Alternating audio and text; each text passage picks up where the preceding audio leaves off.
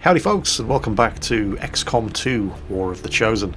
And when last we left our band of intrepid heroes, we'd been assigned a mission to go and rescue a pair of XCOM operatives, one of whom was a badly needed engineer. Early on in an XCOM2 playthrough, you can never have too many engineers in order to get your base facilities up and running, so without any further ado, we're going to pick up and carry on from exactly where we left off.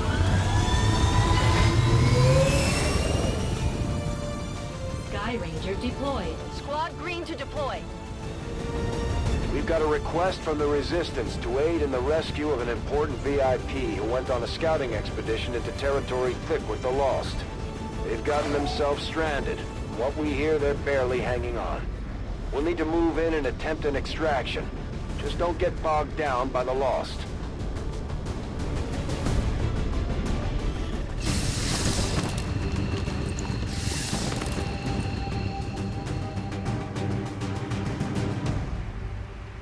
The Resistance expedition is trapped not far from your position, and the VIP is using a remote turret to hold off the Lost. We only have one clear access point to the area, so get to the target's location and escort them back to the entry point for extraction.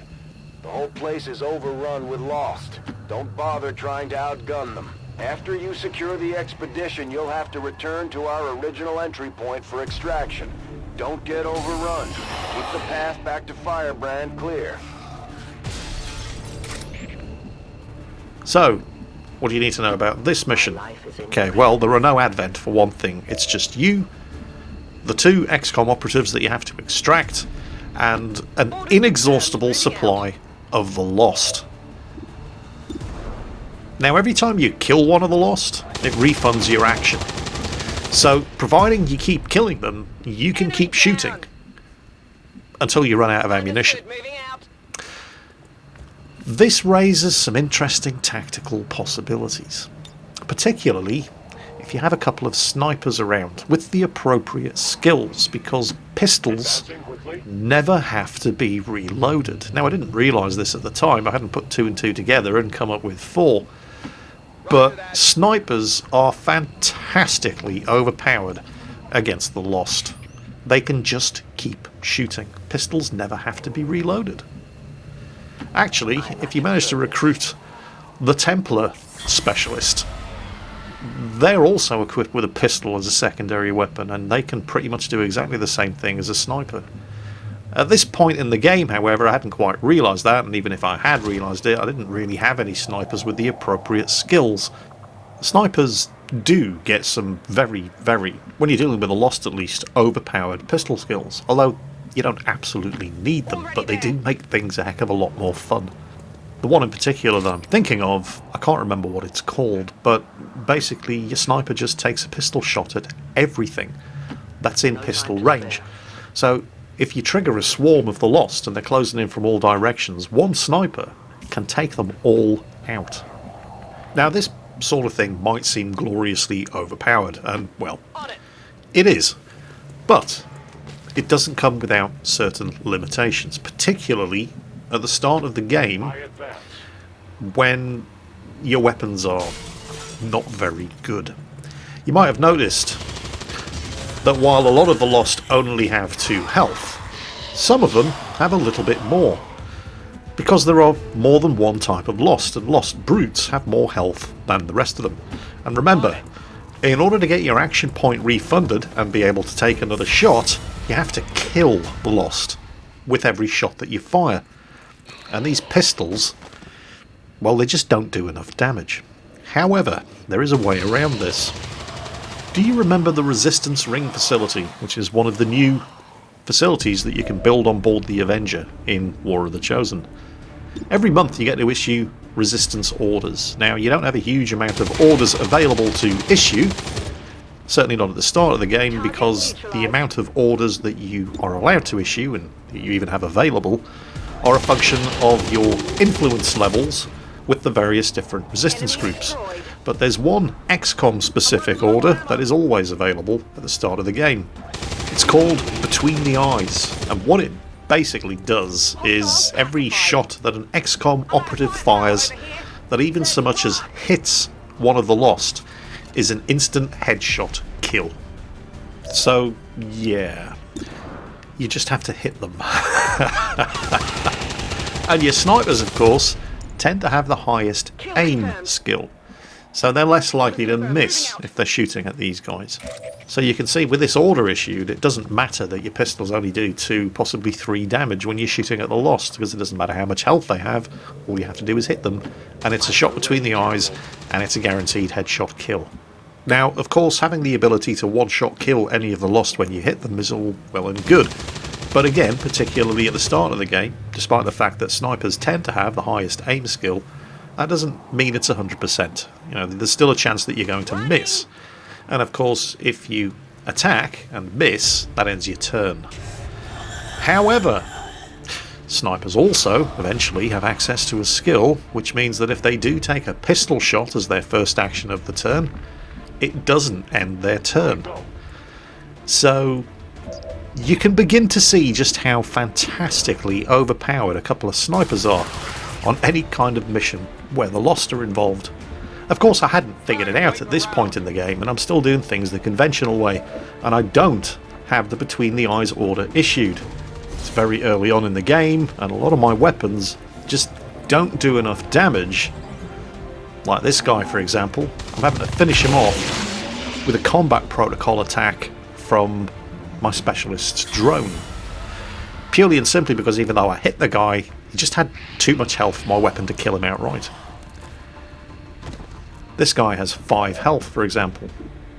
And my assault cannon is going to do between 4 and 6 damage. So naturally, I get a low damage roll, and that one is still standing, and is going to have to be finished off by somebody else. Vault says I am to obey. The VIP is secure, Commander. If we can spare the manpower, we should try to bring the escort in as well. Without the VIP manning the turret controls, there's nothing keeping the Lost from overrunning this area. They're already closing in. So, because I don't actually have the Between the Eyes order issued to XCOM this month, and because it's early game and the weapons that I have aren't guaranteed to do enough damage to kill each and every type of Lost if I do actually hit them, I'm going to have to do this the old-fashioned way. And matters just got even more complicated because as soon as you reach the 2 stranded operatives, the VIP, the engineer, stops manning the turret, so you no longer have that firepower available at your disposal. And the VIP is stranded here with a wounded XCOM operative who was escorting the VIP. And if you want to get that guy out, he's unconscious. Somebody's going to have to carry him. And that robs you of another source of firepower. And at this point, people are starting to run low on ammo. So you have to start setting up a staged withdrawal. You have to start thinking about timing reloads so the Lost don't catch you with everybody reloading at the same time. So this is going to require some careful planning. Okay, Australia here has just reloaded her gun. Headed there now. I'm going to move her up so she's in a position to provide some covering support fire for the guys extracting the 2 VIPs. He's going to finish that one off on the flank. Now he's got a free action. I'm going to move him up. Still got 2 shots on his SMG. Okay, here's the VIP. This is the engineer that we're here to extract. Unfortunately, I can't use the engineer to pick up and carry the wounded XCOM operative, so because that would have been, well, that would have been gaming the system a little. But the game's smart enough to think, oh no, you don't, Jingles. I see what you're trying to do there. No. Somebody with a gun who's actually useful. Oh, that's not good. Ugh, great, more of them. But yes, even more of them. Oh, that's just lovely. But yes, the game will not allow you to actually use the VIP to pick up the wounded XCOM operative. Instead, somebody who has a gun and is actually useful has to be given that job, if you want to get that extra XCOM operative out alive. And you probably do, because as soon as you extract them, they join your combat roster as another soldier available to you. So it's definitely worth doing. And of course I've expanded my squad size in the guerrilla training school facility, so at the moment I do have 5 troops available. Firebrand is in position. Get back to the entry point for extraction before you get overrun. We're picking up more heat signatures than the sensors can keep up with. Yeah, thanks Central. It's not like I'm under any pressure here or anything. But yes, with 5 troops available to me, I should be able to set up enough cover to initiate a rolling withdrawal while under attack.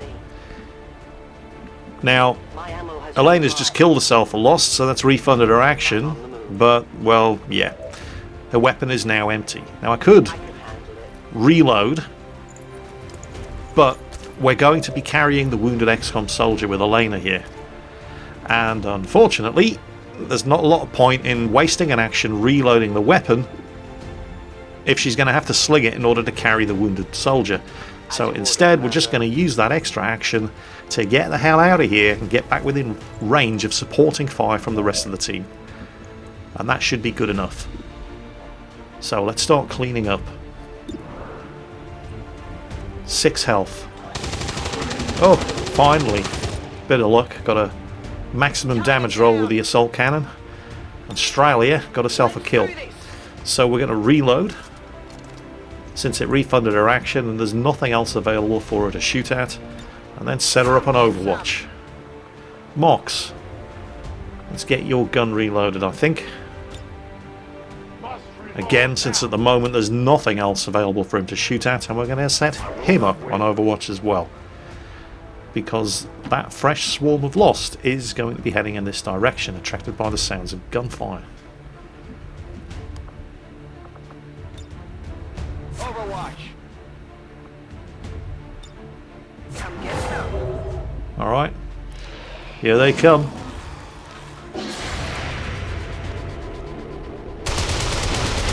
Mox missed. I have failed. Yes, Mox, you have failed us. Come on, Russia. No. Russia missed as well. You see, this is the problem when you play in XCOM in the early stages. The weapons that your troops were equipped with are just terrible. And most of the troops' aim skill actually comes from the weapons that they've equipped. And they're terrible. Go on, Australia. Yes, that's more like it. That's at least one of them down, but they're getting awfully close. Oh, luckily they had to use both of their actions on movement, so they got right up to Elena there, but they weren't actually able to attack in the same turn. Whew. Come on. Okay. Immediate threat dealt with. Unfortunately, weapons now dry, so we have to reload. And that's just ended her turn. Next up, it's Elena. But Elena has 2 problems. Her rifle's empty.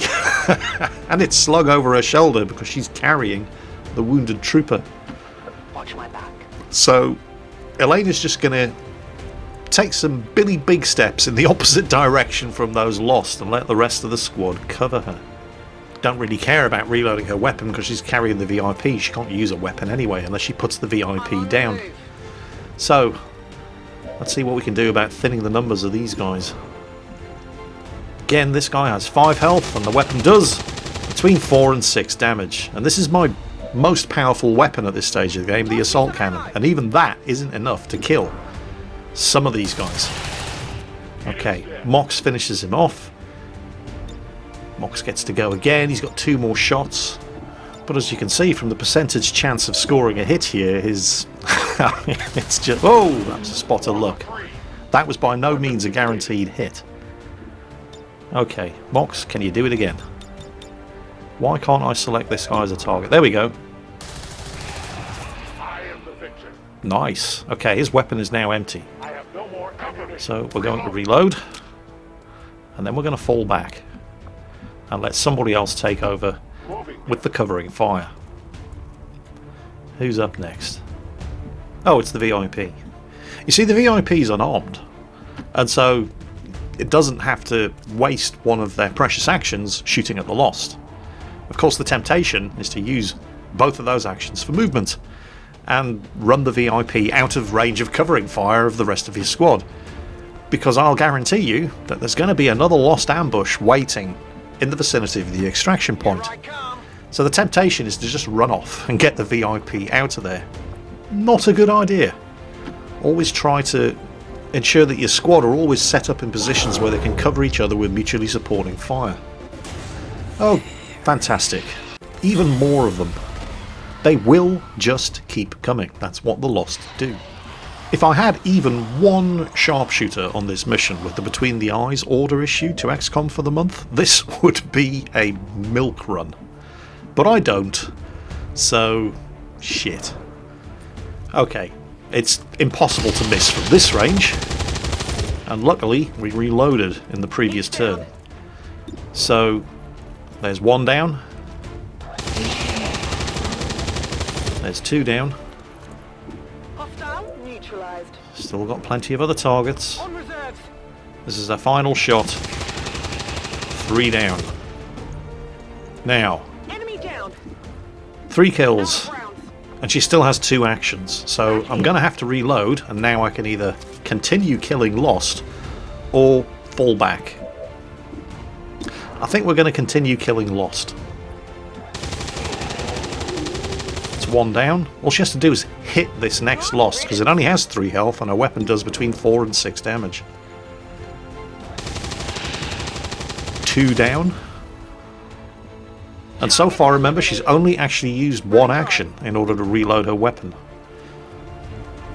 3 down. Still has 1 shot remaining. So I can either reload or fall back. Gonna go for the reload. So, no further loss within visual range. And I've only really used the actions up of one of my troops. Next up, it's Elena again, carrying the wounded trooper. Now, Elena has exceptional mobility. Even better mobility when she's in shadow and stealthed up. And like when you're moving the VIP around, which can only really use its 2 moves for... or its 2 actions, sorry, for movement. It's easy to get Elena so far ahead of the rest of the troops who can actually fight that she gets cut off and out of range of mutually supporting fire. So it's very, very important that you do try to keep the squad together so that they can support each other. And of course, if there are no Lost actually within visual range, you probably want to be making the most of that and moving your troops as far as you possibly can, while making sure that they do stick together. Don't forget, Australia has just used both of her moves to mow down a whole bunch of Lost and then reload her weapon. So right now she's pretty much going to be the tail end Charlie. And any Lost that we engage or bump into around this corner, or that that spawn behind us, Australia's going to have her hands full here. And there's even more of them. You just can't kill them all. Oh, you've got to be kidding me. That is a lot of bad guys. And they just keep coming. So now what am I going to do? Menace 1-5, keep pushing towards the evac point. No matter what you do, you're never going to make a dent in the Lost. There's just too many coming in. Yeah, that is very, very good advice, Central. Thank you. And I'd figured that out by myself. I mean, the temptation, because she was right there and she was never going to miss at that kind of range.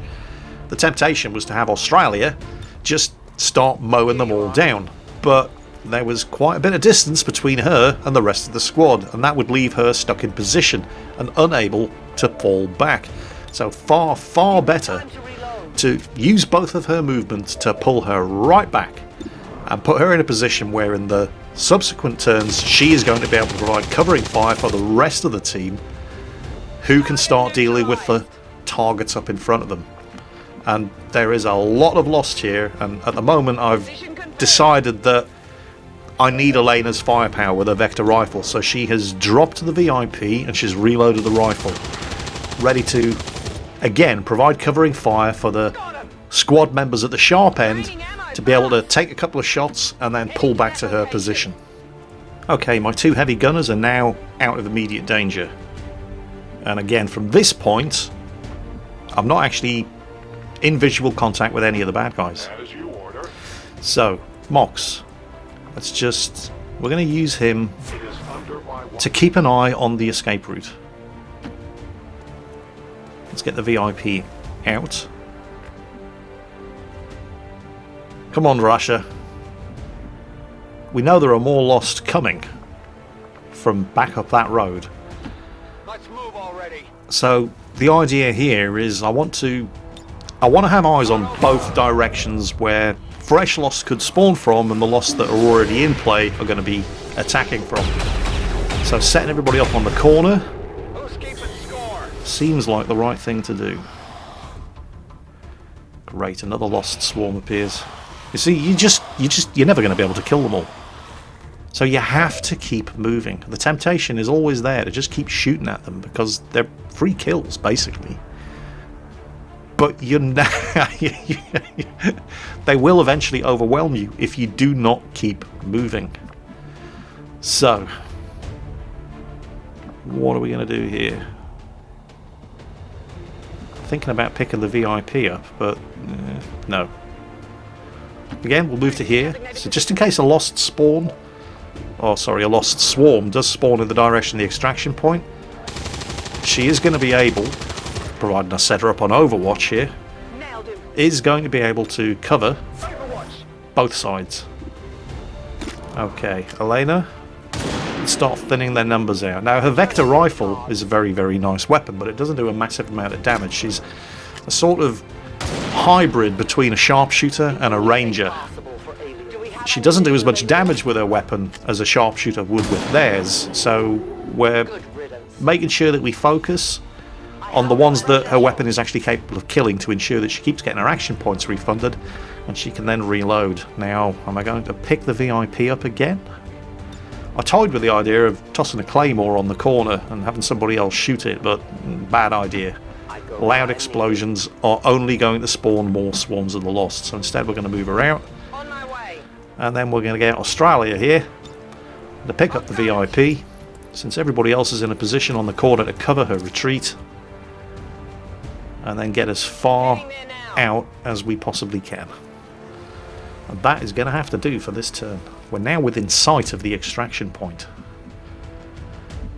Mox still has an action, and with nobody spotted in the direction of the extraction point, we're going to set him up on the corner there on Overwatch, ready to deal with a lost swarm that is chasing us. See, the extraction point is right there. Let's move the VIP down. And taking a bit of a risk by moving Russia all the way down here. But I want to get eyes, and there are enough people already set up on Overwatch to shoot anything that he sees, but I wanted to get a good solid pair of eyes on that extraction point just in case there are any nasty surprises waiting there for me. Australia missed, but Mox didn't.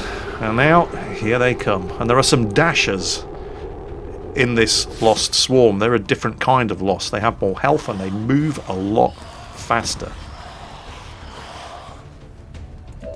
Right.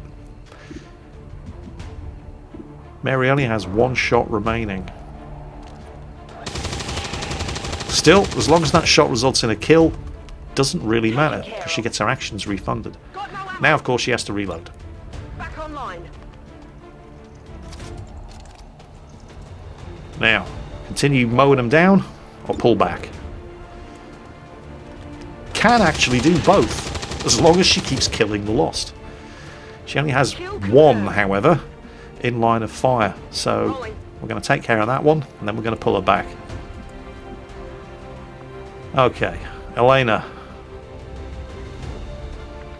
Again, we know they're there, they're right inside that department store, but from there she couldn't actually see them, so we're going to move to the window and start capping these little buggers. 2 shots remaining. That is not going to result in a kill. That one just had too much health. Moving to designated position. Australia, up you come with a VIP, and you keep moving. Sorry, it's not the VIP, is it? It's the wounded XCOM operative who was escorting the VIP. That's the VIP. Right, Mox, you still got 3 shots. I want to move him as far as I can, while still putting him in a position where he can execute the lost who are still in pursuit, and that window looks like a pretty good spot. 77% chance of a hit. That thing only has 1 health remaining, so it's a guaranteed kill. If he hits him. Nice shooting. We take from the elder stock. Action refunded. 2 shots remaining. The choice is made. Well, you can shoot him, or you can use one of his special abilities. We're going to use his grappling hook, which you can use to get around, to perform a justice attack, which is a bit of a Mortal Kombat move. It's a get over here move. Now, when Mox gets promoted, he can unlock another grappling hook attack, which basically does the exact opposite of that. And instead of pulling the bad guy to him, he will pull himself to the bad guy and then basically execute them. Right, we've managed to get the VIP out. Firebrand is the VIP safely on board the Sky Ranger. Out of actions. Who's still got a turn? Russia has a turn. Okay, we're going to put him on Overwatch. And here they come.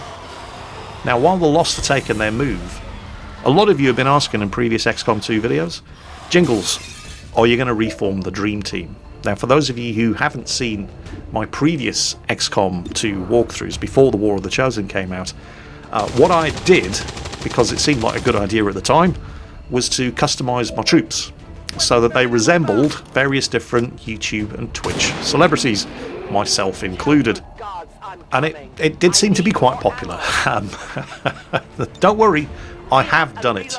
But I haven't done it at the time that this video was recorded, purely and simply because the customization options available for your troops are pretty basic until they reach at least the rank of Sergeant.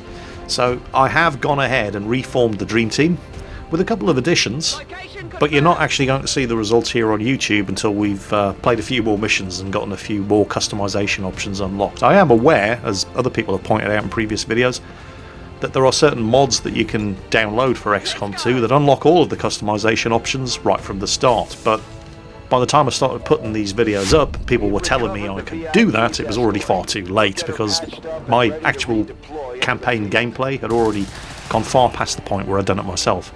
I just haven't actually gotten around to uploading those videos to YouTube yet. So the Dream Team is back. We have Rita as the Ranger, we have myself as the Heavy Gunner, we have Circumflexes as the Sniper, we have Ike and Quickie Baby as the Specialists, and Billy Warren is back, although in a slightly different form this time around, and there is one surprise addition to the team. Now, I'm not going to tell you who it is. I'm not giving away my trade secrets, you just have to be patient and see. Actually, now that I come to think of it, there are 2 surprise additions to the team. And one of them's totally not what you'd expect. But, like I said, you're just going to have to be patient and wait and see. Right. We have to get clear of this area, Commander. Yeah. I know. There's no point. Alright, I get it. I'm doing it. Shut up and let me get on with it. Bloody hell. Talk about micromanaging. Right then. Come on, Australia. Let's run away so we can live to run away again another day. Let's go. Time to head back to base and time to toss a couple of shrimps on the barbie. I'll be there soon. It always upsets the Australians when I do this. That's why I do it. Because I'm a git. Alright, Mox. Get your ass out of there. I know it's tempting just to shoot one more of them, but come on. No, we're done. Let's extract. This mission is over. XCOM operatives are secure. Firebrand is returning to base. We successfully rescued the expedition, Commander. The Resistance will be happy to hear it. Booyah! Flawless mission. Nobody even so much as scratched, although it did get pretty close at 1 or 2 points, but we pulled it off. Right then. Jolly good show, chaps. Now it's back to base for tea and medals. Our troops are making it look easy out there, Commander. All thanks to you. Well, you know, I don't like to brag. Actually, that's a lie, I do. Alright, let's see what kind of skills we have available. Mox has been promoted to Sergeant. Wrath, use the grapple to pull yourself to the enemy to deliver a... Yeah, that's basically the skill that I was talking about earlier. Zero in. So yeah, he keeps shooting at the same target and he becomes more dangerous. Tactical rigging. That will give him a utility slot because his default armor doesn't actually have one, so he can carry a grenade or a med kit. Each turn the first reaction shot against you misses. That is incredibly useful. That makes him immune to Overwatch once each turn. Very nice. Total combat, throwing a grenade or using an item doesn't end the turn. That's not bad. See, at the moment Mox only has 6 actual ability points himself, and these skills cost 11, but I do have my free experience pool. I have 13 XCOM ability points available, which I could use to go towards spending points on any of my characters. But Mox has been promoted, so we're going to take a little picture of that in the photo booth. Who's up next? Corporal Thomas. Australia. Sergeant. Demolition. Destroys cover basically and doesn't do any damage.